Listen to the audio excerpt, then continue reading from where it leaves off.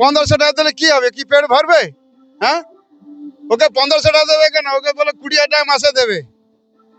এটা চাকরির টাকা দিক, যে 20-25,000 টাকা লোকে পাচ্ছে না, ওকে দিক। একটা চাকরি তো ঘরে বসে বসে 20-25,000 টাকা দিক। 1500 টাকা কি হবে?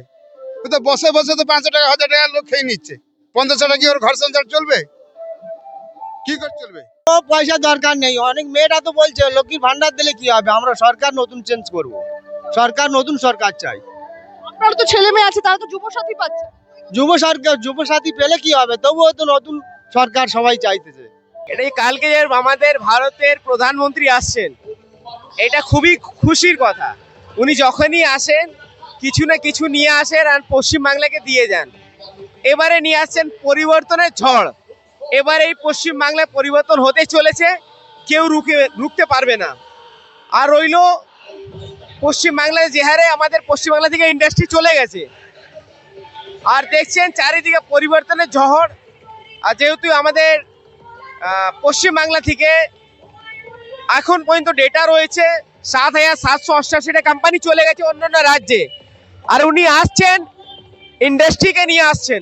পরিবর্তন হবে আমাদের পশ্চিমবাংলায়, ইন্ডাস্ট্রিও আসবে এবং আমাদের এখানে ছেলেমেয়েরা অন্যান্য রাজ্যে যাচ্ছে কাজ করতে যেতে হবে অন্য রাজ্যে নয়, ছোট মোটো কাজ 30,000, 40,000, 50,000 টাকা চাকরি আমাদের পশ্চিমবাংলার বুকেই পেয়ে যাবে। ওটা একদম ঠিক কথা বলেছেন উনি জানেন।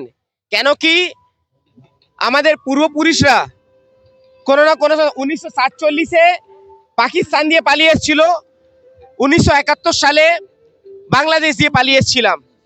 আর যদি এই 2026 সালে আমরা পরিবর্তন না করতে পারি, তাহলে হয়তো আমাদেরকে পশ্চিমবাংলা থেকেও 1971-এর মতন অন্য রাজ্যে পালাতে হবে। উনি ঠিক কথা বলেছেন। 2026 সালে পরিবর্তন হচ্ছে, হওয়ার পরে টিএমসির একটাও নেতা নেত্রীকে দেখা যাবে না, পিসি ভাইপোকে ছাড়া। একদম সম্ভব। বাংলার মানুষের পিঠ ঠেকে গেছে, তাই বিজেপি না চাইলেও এবারে বিজেপি ক্ষমতায় আসবে। বাংলার মানুষ বিজেপিকে ক্ষমতায় আসবে, বাংলার মায়েরা বিজেপিকে ক্ষমতায় আনবে, বাংলার যুব সমাজ বিজেপিকে ক্ষমতায় আনবে। আজকে বাংলা ওল্ড এজ হোম তৈরি হয়ে গেছে। আমাদের বাড়ির ছেলে মেয়েরা দূর দূর জায়গায় গিয়ে চাকরি করছে। মেধা শেষ, যুব শেষ, সমস্ত কিছু শেষ। এই বাংলায় শিক্ষা শেষ, নারীর সম্মান শেষ। সমস্ত কিছু ফিরিয়ে আনতে হলে একমাত্র বিজেপিকে দরকার। আর পশ্চিমবাংলার সচেতন বাঙালি এবার বিজেপিকেই আনবে। মহুয়া মৈত্র তো বলছেন যে যারা তৃণমূলকে সমর্থন করে না তারা বাঙালি নয়, একদম বাঙালিয়ানায় প্রশ্ন। এটাই তো এদের ধর্মনিরপেক্ষ, এটাই তো এদের গণতন্ত্র। এরা গণতন্ত্র করে রাস্তা কাঁপায় আর বলছে কিনা আমার দলকে যে সাপোর্ট করে না সে বাঙালি নয়। গণতন্ত্রটা তা কোথায়? কই বিজেপি তো বলছে না যে বিজেপি করে না সে ভারতীয় নয়। তাহলে গণতন্ত্রটা কোথায় এখানে? কি করে উনি বলেন এরকম একটা কথা যে টিএমসি না করলে বাঙালি হয় না? উনি কোনসা বাঙালি? উনি তো আমেরিকায় না কোথায় গিয়ে পড়াশোনা করে এসেছেন। ওনার দলের কতগুলো এমপি আছে যারা অবাঙালি। ইউসুফ খানকে কোথা থেকে নিয়ে এসছে? রাজীব কুমার কোথাকার? এই বাংলার যে এমপিদের এমপিল্যাটের টাকা বাংলায় খরচ হতে পারতো, উনি এখান থেকে গাদা গাদা অবাঙালিকে নিয়ে এসে এমপিল্যাটে এমএলএ এমপি করে পাঠাচ্ছেন আর বলছেন কিনা বাঙালি। একটা প্রশ্ন আপনার কাছে জানতে চাইবো, মমতা বন্দ্যোপাধ্যায় ধর্ণা মঞ্চ থেকে বললেন যে আমরা আছি তাই পশ্চিমবঙ্গবাসী সুরক্ষিত, এবং বলছেন একটা কমিউনিটি যদি আক্রমণাত্মক হয়ে পড়ে ঠেকানো মুশকিল হয়ে যাবে। এখন উনি কোন কমিউনিটি আক্রমণাত্মক হতে পারে? একটা কমিউনিটিকে আমরা দেখতে পাচ্ছি যখন আক্রমণাত্মক হয় তখন কি হয়, প্রত্যেকটা হিন্দুর বাড়ি জ্বলে, একটা নির্দিষ্ট কমিউনিটির উপরে আক্রমণ হয়, তাদের বাড়ি জ্বালিয়ে দেওয়া হয়, তাদের বাড়ির মানুষকে খুন করা হয়। আর একটা যিনি উনি ভয় দেখাচ্ছেন ওই কমিউনিটিকেই, সেটা হচ্ছে যে হিন্দুরা যদি জেগে ওঠে তাহলে ওদের অস্তিত্ব বিপন্ন। কিন্তু এই দুটোই সম্পূর্ণ অগণতান্ত্রিক কথাবার্তা, এবং একজন ওই পদে বসে এই কথা বলতে পারেন না। এর জন্য ওনার স্বাধিকার ভঙ্গের নোটিশ দেওয়া উচিত ওনাকে। উনি একজন মুখ্যমন্ত্রী হয়ে কি করে এই উস্কানিমূলক কথা বলেন? পশ্চিমবাংলার মানুষ শান্তিপ্রিয় মানুষ, কেউ কারোর সঙ্গে লড়াই করতে চায় না। এরা ক্ষুদ্র রাজনৈতিক স্বার্থে আর ক্ষমতায় টিকে থাকার স্বার্থে এই মুখ্যমন্ত্রী এইভাবে সাম্প্রদায়িক দাঙ্গা বাঁধানোর একটা চক্রান্ত করছেন। কোর্ট অমান্য করার কারণে ওনার করতে এই স্টেপটাও সুপ্রিম কোর্ট নিতে পারেন। যুব তো সরকারি কর্মচারীরা বলছেন যে 31 তারিখের পরে উনি আর থাকবেন না। যুবসাথী বক্তব্য না, এটা সরকারি কর্মচারীদের বক্তব্য। এগুলো কি প্রকল্প? 1,500 টাকায় কি হয়? এই ফোনে রিচার্জ করে যুবরা যে খরচা করে 1,500 টাকায়, সেটাও কি হয়? এগুলো হচ্ছে আইওয়াস। ওই 1,500 টাকা করে কাদের বাড়ি কোথায় ঢুকছে দেখুন। বাংলার যুব সমাজকে পঙ্গু করে দেওয়ার চক্রান্ত এটা। খেটে খেতে ভুলে যাচ্ছে বাঙালি। আর এক শ্রেণীর মানুষ দেখবেন খেটে খাচ্ছে, আর বাঙালিদের কোমর ভেঙে দেওয়া হচ্ছে এইভাবে ভাতা দিয়ে। আমি শেষ একটাই প্রশ্ন আপনার কাছে রাখবো, সেটা হচ্ছে এই প্রধানমন্ত্রী নরেন্দ্র মোদী 14ই মার্চ কাল যে এই রাজ্যে আসছেন, কোথাও গিয়ে মমতা বন্দ্যোপাধ্যায় বা তৃণমূলের খেলা কি শেষ করে দিতে? দেখুন, প্রধানমন্ত্রী কারোর খেলা শেষ করতে আসছেন না। প্রধানমন্ত্রী আসছেন বাংলাকে আবার কিছু উপহার দিতে, সেটা আপনারা খুব ভালো করে জানেন। বহু প্রকল্পের উদ্বোধন কালকে হবে এবং উনি আসছেন বাঙালিকে উপহার দিতে। বাঙালি উপহারও বলবো না, বাঙালির সেবা করতেন, কারণ উনি প্রধান সেবক। সেবা করতে আসছেন, আর এই দুর্নীতিগ্রস্ত সরকারকে বিসর্জন দেওয়ার দায়িত্ব পশ্চিমবাংলার জনগণের। না, উনি একটা অজানা আতঙ্কে ভুগছে। ইতিমধ্যে উনি বুঝে গেছেন ওনার পায়ের তলে আর মাটি নেই, ঠিক আছে? তো এই জন্য উনি ভুলভাল বকছেন, এ কথার কোনো মানেই হয় না।